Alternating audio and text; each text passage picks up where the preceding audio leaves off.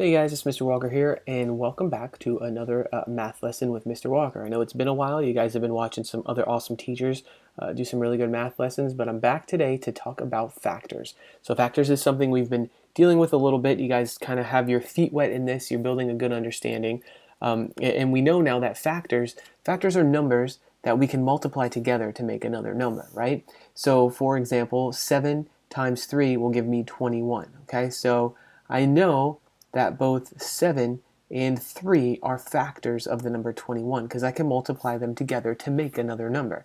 Okay, and that's exactly what a factor is. Now our goal for today is to learn a little bit more about factors and how factors work and how we can use division and some different properties like the associative property to not only find factors but to look for different patterns in how factors work and how they come together. So all you're really going to need for today is something to write on, something to write with, and if you have a multiplication chart, like if you've been kind of, I wouldn't say struggling, but if you need some extra support in either to make those multiplication connections or to figure out dividing by different numbers, I would highly encourage you to have a multiplication chart out that you can work with and use because it just kind of makes this whole process a little bit easier. I don't mind you guys using it. I think it's very helpful and you'll start to make those connections naturally. This can just be a little bit of support to keep you going. So something to write on, something to write with, and a multiplication chart if you need it, and we're going to go ahead and jump in and get started. So click continue when you have those things and you're ready.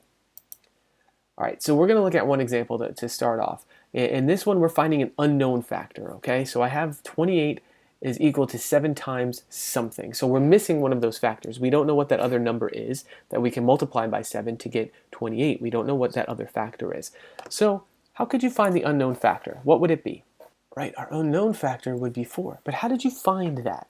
All right, awesome. Heard a couple different answers out there. Some of you guys knew your 4 facts, so you're able to count by 4 7 times, right? Or you knew that counting by 4 7 times would get you to 28. Some of you even knew your 7s facts, so you could count by 7s until you got to 28, and that was 4 times, so that's awesome too.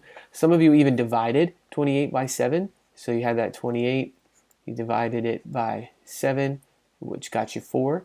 All right, which is awesome too. Those are all valid strategies to get that way, or to get that other factor. So let me ask you this, kind of build on this one a little bit. Is 10 a factor of 24, or of 28, I should say? No, it's not, right? How did you know that? Well, if I start at 10 and I count by tens, right? I have 10, 20, 30, 40, 50, 60, 70. Nowhere am I hitting that 28, right? So we know that that's not going to work out. If I try to divide 28 by 10, well, let's see, how many groups of 10 can I make from two tens? I can't really do that. What about from 28? I can make 2 groups, right? 2 times 10 will give me 20. Subtract it, I'm left with 8. And I can't make any groups of 10 from 8, so that's my remainder. I can't have a factor be a remainder, can I? No, I can't. Can't have a factor have a remainder. That's not going to work. So I know that 10 is not a factor. No, it is not a factor of 28 for a variety of reasons.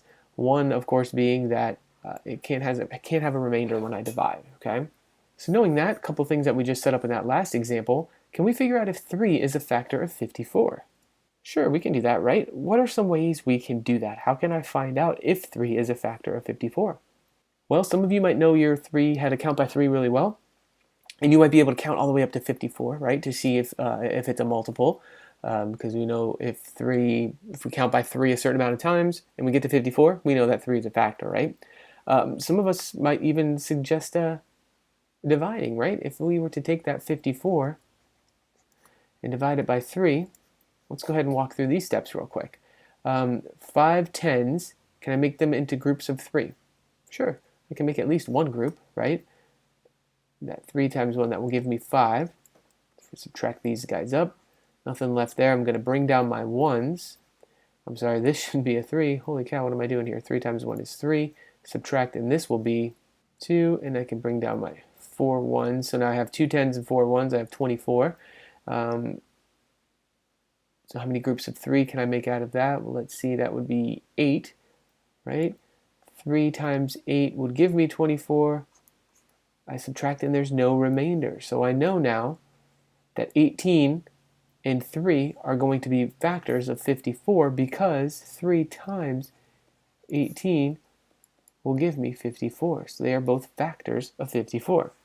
All right, so that's easy enough so far, but what if I wanted to know if is 2 a factor of 54? What could I do to figure that out?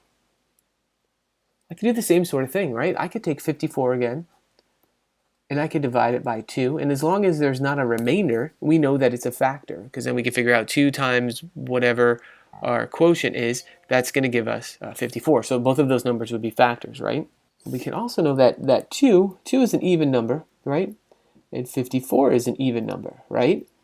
So 2 is going to be a factor of every even number. That's one pattern we can kind of start to figure out here, because if we think we count by 2's, we have 2, 4, 6, 8, 10, 12. Actually going to move my 12 down here, so 12, 14, 16, 18, 20, so on and so forth. Are you guys starting to see a pattern develop here? Right, if you look closely, 2, 2, 4, 4, 6, 6, 8, 8.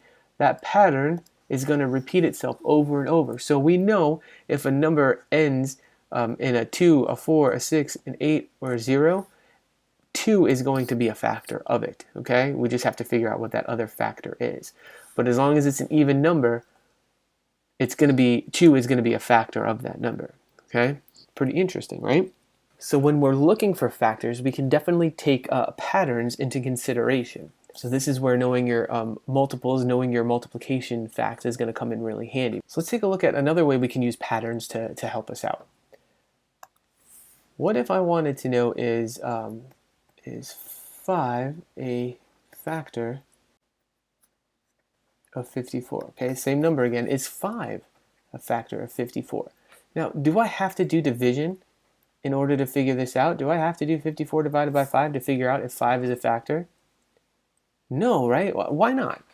Well, I know if I count by 5s, my numbers are going to end in a 5 or a 0, right? 5, 10, 15, 20, 25. You can see that pattern, 5, 0, 5, 0, 5, 0, goes on and on. Does 54 end in a 5 or a 0?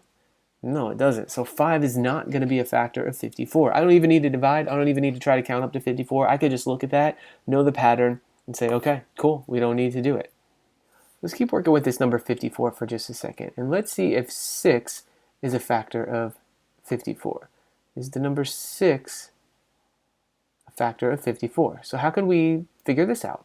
Well, if we know our multiplication facts, we know that 6 times 9 is equal to 54. If we didn't know our multiplication facts, we could do 54 divided by 6, but you'd end up just having to do the same thing, count by 6 until you got to 54, find out how many groups of 6 you can make from the number 54. So we know that 6 is a factor of 54 because 6 times 9 will give us 54. So both 6 and 9 are factors of 54. Okay? And we saw earlier that both 2 and 3 are factors of 54, right? Because 2 is an even number, 54 is an even number, so it's going to be a factor. And we divided 54 by 3 to figure out that 3 is actually a factor of 54 as well. I'm going to write a number sentence down real quick, and I want you to tell me if you think this is true or not. So 54 equals 6 times 9, which is equal to 2 times 3 times 9. Is that true? Do all of those work out the same? Take a second, discuss that. Look at what your classmates are putting. What do you think? Is this true?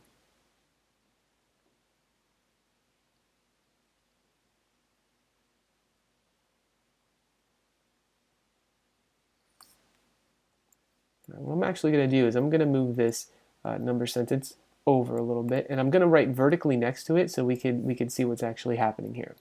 So we're saying that 54 is equal to 6 times 9.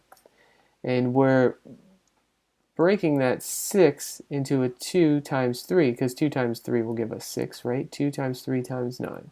Same thing? Agree, disagree? So what if I did this? I'm going to blow your minds for a second. But I'm actually going to move my parentheses over a little bit. And I'm going to do 3 times 9. So 3 times 9, that will give us 27, right? but I still got this 2 out here. 2 times 27. What is 2 times 27? Holy cow, it's 54. So even though I moved my parentheses around and I'm multiplying different numbers first, I'm still getting my same answer. So what does this tell us about the factors of 54? We said that 6 and 9 are a factor of 54, but what else are we seeing now that we kind of laid it out this way? All right, we're saying again that 2 and 3 are both factors of 54, because if we multiply 3 times 9, we can get 27, which would be a factor, times 2 would give us 54, so that's a factor. So we're seeing that we can kind of break apart other factors to find even more factors, okay? Because I broke apart this 6 to get a 2 and a 3, and we could group them different ways to make factors. So there's a lot of crazy stuff going on here, right? And what we did here was we used the associative property to show that both 2 and 3 are factors of 54. So let's use this method again. Let's get away from our number 54 and try out another example. All right, let's think of the number 42. 42 is equal to 6 times what? What would be my unknown factor there? 6 times what is going to give us 42? 7, right? 6 times 7 is 42. All right, cool. I'm going to rewrite that 6 here. I'm going to break it up into its factors.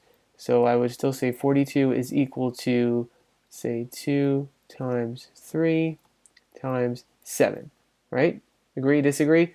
Basically just took that 6 and broke it up into its two factors of a 2 and a 3. Still would work, right? Because 2 times 3 would give me 6 times 7 would give me 42. Let's regroup things a little bit here and use my associative property and see if everything will still work out the same. So now I'm just going to say 2 times 3 times 7, and then if I did 3 times 7, that would give me 21. 2 times 21 would give me 42. So any of these numbers, 2, 3, 7, they are all factors of 42. Because even if I rearrange here, do 3 times 7 is 21. So that's going to be a factor because 21 times 2 will give me 42. 7 times 3 times 2 will give me 42. A bunch of different ways to get there. A bunch of different numbers, a bunch of different factors that make up the number 42. All right, easy enough. 42, 54, those are pretty easy numbers. Let's get into the big time here and try a little bit of a bigger number to see what we can figure out. All right, pop quiz. Ready? What is 6 times 12? Good job. 72. 6 times 12 is 72. So we got some bigger, serious numbers going on here. So now I want to start finding some factors of 72. We already know that 6 is a factor. We know that 12 is a factor. Are there more factors of 72? There sure are. Could you guys tell me or prove to me how are 2 and 3 also factors of this number? I'm telling you right now that 2 and 3 are factors of the number 72. Prove that to me. How could you make that true? Okay, there's a couple different ways we can prove this, right? First of all, 2 is an even number, 72 is an even number, so we know that 2 is going to be a factor just based on that, all right? If I wanted to find out if 3 was a factor, I could take 72 and I could do my long division here, divide it by 3 and go through the steps that way. It should be easy enough, but I don't got time for that this morning. What I could do instead is I can think of it this way. That 6 is the same as 2 times 3. Those are the factors of 6, so if they're factors of 6, then they must be factors of 72. And to prove that, I can just kind of switch some things around a little bit here. I'm sorry, my writing's going all sideways. I'm not really sure why that is, but try to straighten things out. So 3 times 12 would be 36, and 36 times 2 would give me 72. So actually in the process I found out another factor, which is 36. 36 times 2 would give me 72, so 36 is another factor. So we've done a lot of work with factors, right? Bunch of different ways we can get there. We can use our multiplication chart to help us. We can count by 2s, count by 3s, or count by whatever the numbers are to see if it fits. We can use patterns. If we know that it's an even number, we know that 2 is going to be a factor. We know if it ends in a 0 or a 5, that 5 is going to be a factor. We can divide. We can use our straight up long division here to divide numbers and figure out what those other factors are. Or we could break apart factors that we have into even more factors to find more factors of the number. So a lot of different ways that we can find factors of numbers, okay?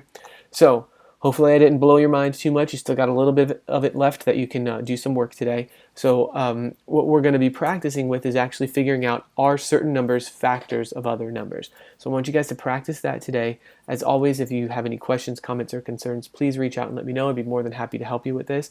But I thank you guys for watching and for playing along, and we'll talk to you soon. All right, thanks. Bye.